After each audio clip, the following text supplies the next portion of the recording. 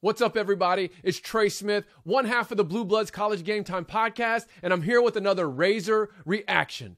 Okay, got a few things I want to talk about. I'll make it short and sweet, but the first one is the Pittboss, Sam Pittman, who recently changed representation to Jimmy Sexton, who I talked about last week, talked about that whole change. Well, Agent Jimmy has officially sent his first request for Sam Pittman's new contract to the desk of the athletic director, and it is reported to be double Coach Pittman's current contract, current salary. So, I think all Hog fans knew a raise was in store for Sam Pittman, or at least I did. I mean, I feel like what he's been able to do in the short time and the turnaround he's been able to make on the field, off the field in recruiting, using the transfer portal, he's earned a raise. For me, I think about that and top 5 in the SEC. I mean, that's about where he's landed in the standings.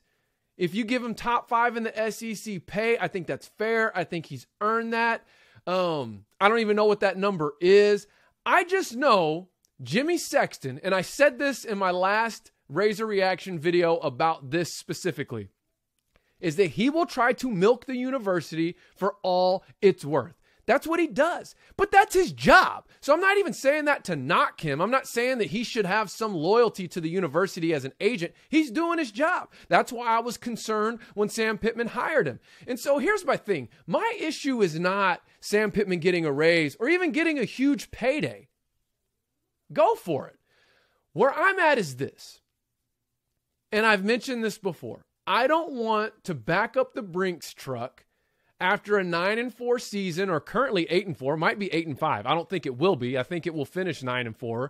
But back up the Brinks truck, get this huge buyout in place, and then a couple years from now, maybe even a year from now, when Sam Pittman's needing a new offensive or defensive coordinator because the ones that are currently there are gone, or needing to hire more quality position coaches, he's having to hire these guys at a discount. Very similar to Brett Bielema. Bielema put together a 7-6 season his second year, absolutely destroyed Texas in the Texas Bowl, had the horns down picture with Charlie Strong and all that. And boy, we were so worried we might lose him to Michigan or to whoever. I can't remember what other jobs were coming available at that time. But I know Bielema's name was kind of being kicked around because he almost beat Bama that year. And Jeff Long gave that man a massive extension, a massive buyout, and then what did we really get in return for it? Now, I'm not by any means comparing Pittman to Bielema, because quite frankly, the end of Bielema's tenure was when Pittman left to go to Georgia, or that was the beginning of the end.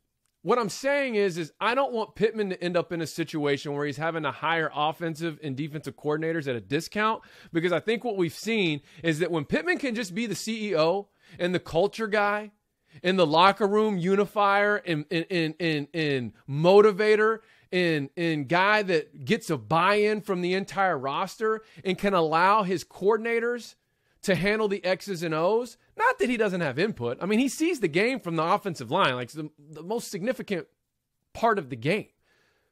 But what I'm saying is he lets his coaches coach, and we've seen what that's translated to on the field. And I would just hate for him to have to hire lesser coordinators because the budget is so tight. Is that Pittman's fault? No, not necessarily. Does the budget maybe need to increase as our performance on the field gets even better? I'm just saying, let's not lose sight, okay? The guy went 3-7, and now he's on course to potentially go 9-4. Let's not reward this like he just went and won the SEC or won a national championship yet. Okay, that's all I'm saying.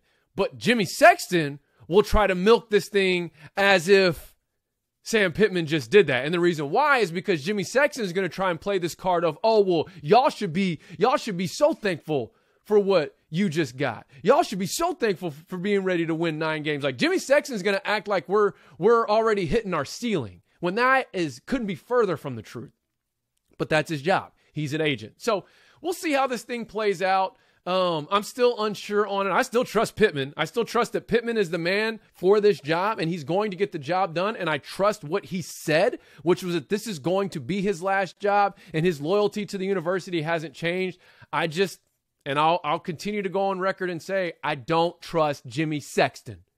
Period. I just don't. All right.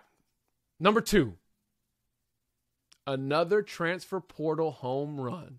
Boy, oh boy. We just brought in Landon Jackson, got the commitment. Second weekend in a row, we've gotten huge news out of the transfer portal. Last weekend, we got Jaden Hazelwood, the wide receiver from OU. Now we're getting Landon Jackson, the defensive end from LSU. A year ago, or whenever it was when he was coming out, he was the number 8 defensive end in the country out of, I believe, Texarkana Pleasant Grove. Went to LSU, went from 6'6", 240 to now he's reportedly 6'7", 270. Put him up there on the defensive line. And what gets me excited about this is that Pittman's really showing, and his staff are really showing, that they know how to use that transfer portal to build that defensive line. If you look at the production of our defensive line this year alone, it came from the transfer portal. So it looks like we're already getting an early start on that. Couldn't be more excited about it. And I'm fired up to see Landon Jackson in a Razorback uniform. And then finally, just a quick Treylon Burks tidbit. I made my video about him, how I believe everyone will win and benefit from his decision. Just something for you Hog fans to consider. Treylon Burks played all season hurt. Every game. It was obvious he was hurt. What if he had an opportunity to have season-ending surgery that if he had it right now, it would allow him to participate in pro days and the combine? But he didn't want to come out there and blast it to the media because he doesn't want NFL teams knowing that he's got that kind of injury. But let's just say hypothetically that was the case. And that if he went and had it right now, instead of waiting until after the bowl game, it would allow him to be back to 100% to participate in those pro day activities and the combine. Would that change how you feel about this decision? And I'm more so talking to the people that are calling him a quitter and saying he's walking out on his team and stuff like that, which I've already gone on record saying I disagree with. If you want to know what my full take on that is, there's a video here in this Hog Heaven playlist on this channel that you can go watch. But I just wanted to just throw that out there because here's a guy who's put his body on the line week in and week out for the Razorbacks. He's played hurt for 12 straight games, and now he has an opportunity possibly to go get his body physically right, physically able, back to 100%. And if he were to do it right now, it would allow him to put his best foot forward at his pro days and at the combine, which, again, y'all know my take on this.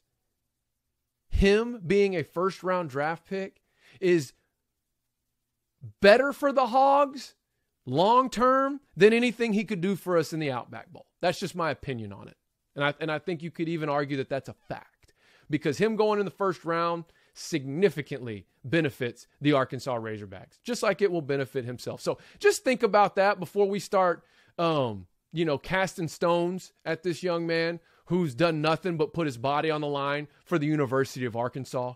All right, there's your Razor reaction.